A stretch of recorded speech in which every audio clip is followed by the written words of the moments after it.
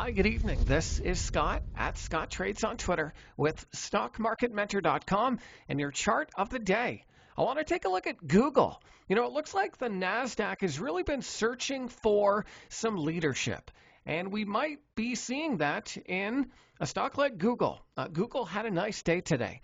As you can see, it popped back above the daily 8 exponential period moving average and did it on a decent pickup in volume. Not higher than average volume, but still worth noting.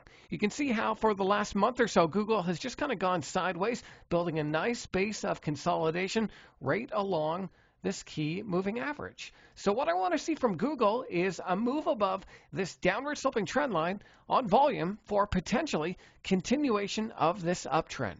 So what I would do here on Google is probably want to have an alert, maybe right around $1,770, and take a look at it. You'll want to see a move above this downward sloping trend line coming on higher than average volume. So if you're searching for a stock to watch tomorrow, keep an eye on Google. I hope this video is helpful. Give me a follow on Twitter if you don't already, at Scott Trades, and be sure and sign up for Dan Fitzpatrick's free stock chart of the day at StockMarketMentor.com. We'll see you next time.